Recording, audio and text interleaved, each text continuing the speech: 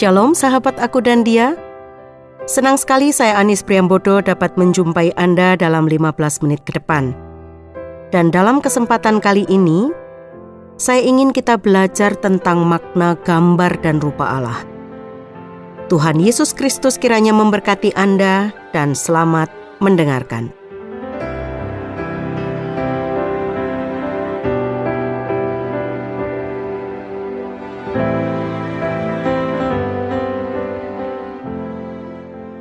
Sahabat Aku dan Dia, pastilah kita semua tahu siapakah yang diciptakan menurut gambar dan rupa Allah. Kejadian 1 ayat 26-28. Berfirmanlah Allah, baiklah kita menjadikan manusia menurut gambar dan rupa kita, supaya mereka berkuasa atas ikan-ikan di laut, dan burung-burung di udara, dan atas ternak, dan atas seluruh bumi, dan atas segala binatang melata yang merayap di bumi. Maka Allah menciptakan manusia itu menurut gambarnya. Menurut gambar Allah, diciptakannya dia, laki-laki dan perempuan, diciptakannya mereka. Allah memberkati mereka, lalu Allah berfirman kepada mereka, beranak cuculah dan bertambah banyak. Penuhilah bumi dan taklukkanlah itu. Berkuasalah atas ikan-ikan di laut dan burung-burung di udara dan atas segala binatang yang merayap di bumi. Sahabat Aku dan Dia, yang diciptakan menurut gambar dan rupa Allah adalah manusia. Manusia menurut Kamus Besar Bahasa Indonesia adalah makhluk berakal budi yang menguasai makhluk lainnya. Manusia diciptakan menurut gambar dan rupa Allah. Gambar dan rupa menandakan gambar yang paling serupa, kemiripan yang paling dekat dari semua makhluk yang kelihatan. Manusia tidak dijadikan dalam rupa makhluk manapun yang sudah ada sebelum dia, tetapi dalam rupa penciptanya. Ini hanya sebagian dari kehormatan Allah yang diberikan kepada manusia, yang hanya merupakan gambar Allah seperti bayangan di dalam cermin atau cetakan wajah raja pada uang logam. Menurut Matthew Henry, gambar Allah pada manusia terletak pada ketiga hal berikut. 1. Dalam sifat dan pembawaannya, bukan sifat dan pembawaan tubuhnya, sebab Allah tidak mempunyai tubuh, melainkan sifat dan pembawaan jiwanya. Tetapi jiwa manusialah, jiwa besarnya, yang terutama menampakkan gambar Allah. Jiwa adalah roh, roh yang berakal dan tidak dapat mati. Roh yang berkuasa dan bergerak, yang dalam hal ini menyerupai Allah, Bapa segala roh, dan jiwa dunia. Roh manusia adalah pelita Tuhan. Jiwa manusia ditimbang dari 3 kemampuannya yang mulia, yaitu mengerti, berkehendak, dan mempunyai kekuatan untuk bergerak. Mungkin merupakan cermin yang paling cemerlang dan jernih di alam raya yang di dalamnya kita bisa melihat Allah. 2. Dalam tempat dan wewenangnya, baiklah kita menjadikan manusia menurut gambar dan rupa kita, supaya mereka berkuasa. Oleh karena ia berkuasa atas makhluk-makhluk yang lebih rendah, maka ia seolah-olah merupakan wakil Allah atau Raja Muda di atas bumi. Makhluk-makhluk yang lebih rendah itu tidak mempunyai kemampuan untuk takut kepada Allah dan melayaninya. Dan oleh sebab itu, Allah telah menetapkan mereka untuk takut kepada manusia dan melayaninya. Namun berkuasanya manusia atas dirinya sendiri, melalui kebebasan kehendaknya, lebih menyerupai gambar Allah daripada berkuasanya Dia atas makhluk-makhluk. 3. Dalam kemurnian dan kelurusannya, gambar Allah pada manusia terletak pada pengetahuan, kebenaran dan kekudusan yang sesungguhnya. Efesus 4 ayat 24, Kolose 3 ayat 10. Ia jujur, Pengkhotbah 7 ayat 29. Dalam seluruh kekuatan alamnya, ia mempunyai kebiasaan untuk menyesuaikan diri dengan seluruh kehendak Allah. Pengertiannya melihat perkara-perkara ilahi secara jelas dan benar, dan tidak ada kesalahan atau kekeliruan apapun dalam pengetahuannya. Kehendaknya siap tunduk pada kehendak Allah dalam hal apa saja, tanpa rasa enggan atau menolak. Semua perasaannya teratur dan ia tidak mempunyai hawa nafsu atau kemarahan yang tidak pada tempatnya. Pikiran-pikirannya dengan mudah ditundukkan dan ditetapkan pada perkara-perkara yang terbaik, dan di dalamnya tidak ada keangkuhan atau sifat tidak mau diatur. Semua kekuatan yang lebih rendah tunduk pada perintah-perintah dan bimbingan-bimbingan kekuatan yang lebih tinggi, tanpa pemberontakan atau tanpa perlawanan apapun. Demikian kudus dan demikian berbahagialah orang tua kita yang pertama, dalam memiliki gambar Allah pada mereka, dan kehormatan ini yang diberikan kepada manusia pada mulanya adalah alasan yang baik mengapa kita tidak boleh berkata-kata jahat satu terhadap yang lain. Yakobus 3 ayat 9. Tidak pula berbuat jahat satu sama lain. Kejadian 9 ayat 6. Dan mengapa kita tidak boleh merendahkan diri kita sendiri untuk melayani dosa dan harus mengabdikan diri untuk melayani Allah?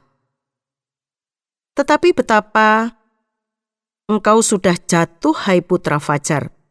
Betapa gambar Allah pada manusia itu sudah rusak. Betapa sedikit yang tersisa darinya dan betapa besar kerusakannya. Tuhan memperbaharui gambar Allah pada jiwa kita dengan anugerahnya yang menguduskan. Menjadi gambar Allah adalah menjadi wakil Allah di dunia ini. Ini bukan semata-mata privilege atau hak istimewa, melainkan juga tanggung jawab. Semakin besar hak diberikan, semakin berat juga kewajibannya. Menjadi gambar Allah bukan hanya memiliki sejumlah potensi ilahi, tetapi bagaimana mewujudkan potensi itu bagi kemuliaan Allah.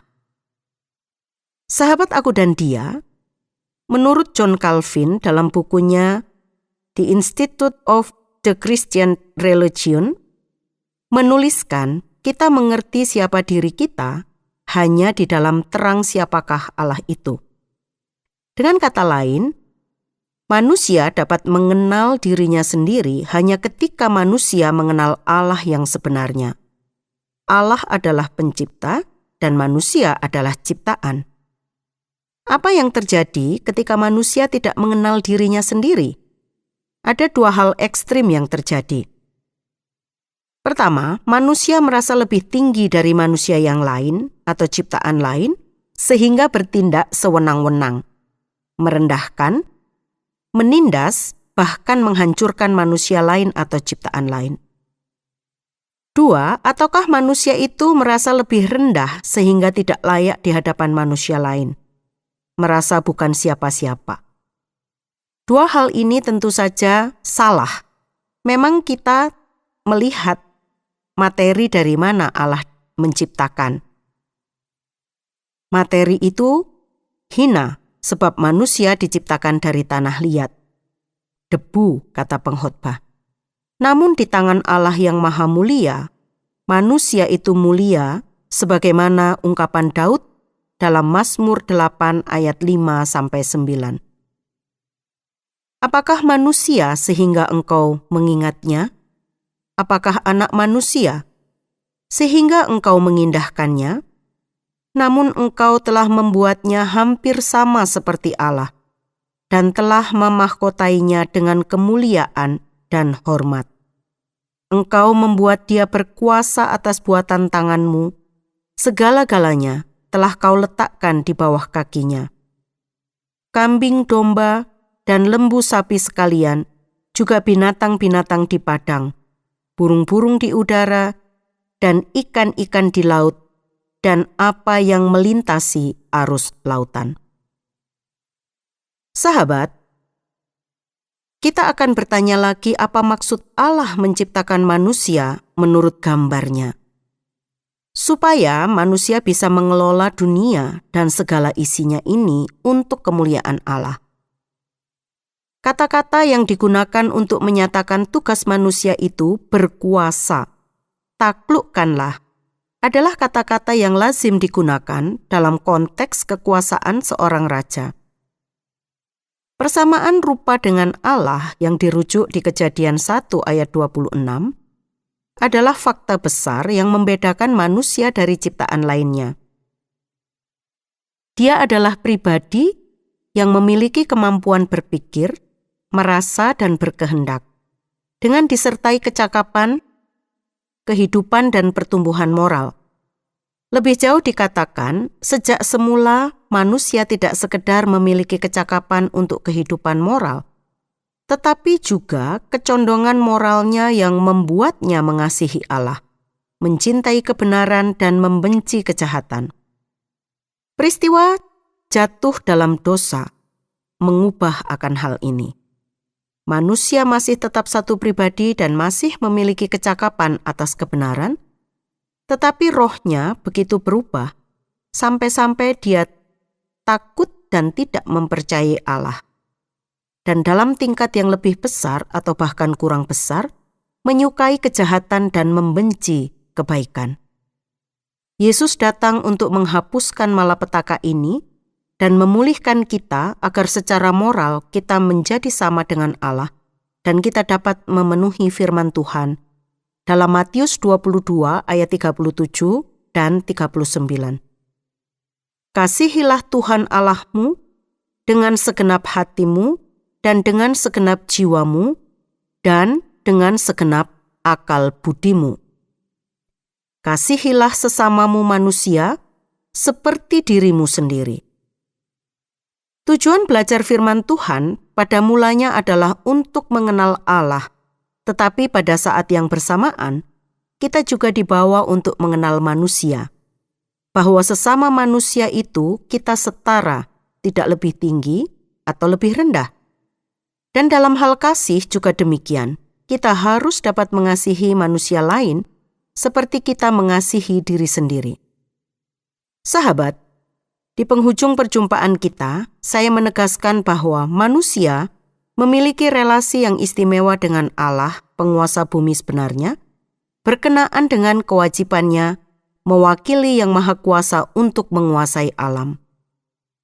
Menguasai alam juga berarti mempelajari hukum-hukumnya, menyelidikinya, mengeksplorasinya. Ini bukanlah pekerjaan yang mudah agar manusia menjalankan dan semua usaha harus mendatangkan kesejahteraan bagi semua orang, bukan hanya sebagian orang saja. Tujuan penciptaan manusia berdasarkan konteks Kejadian 1 ayat 26-28, yaitu manusia diciptakan untuk berhubungan dengan ciptaan yang lain, dan juga kepada sesama manusia, di mana Allah menghendaki manusia beranak cucu dan bertambah banyak, memenuhi bumi. Allah menciptakan manusia untuk memenuhi rencananya, dan seluruh makhluk ciptaannya memuliakan Dia. Gambar Allah yang ada pada manusia mencerminkan kepribadian Allah sebelum manusia jatuh dalam dosa. Dan manusia yang diciptakan segambar Allah memiliki tanggung jawab untuk menaklukkan segala ciptaannya sebagai tanggung jawab atas kedaulatan Allah sebagai wakilnya di muka bumi. Sahabat Aku dan Dia, usai sudah perjumpaan kita kali ini. Bila Anda ingin membagikan kisah Anda atau Anda ingin memberi usul maupun pertanyaan, hubungi kami melalui SMS atau WA ke nomor 081 333 777 386. Saya Anis mohon pamit, sampai jumpa.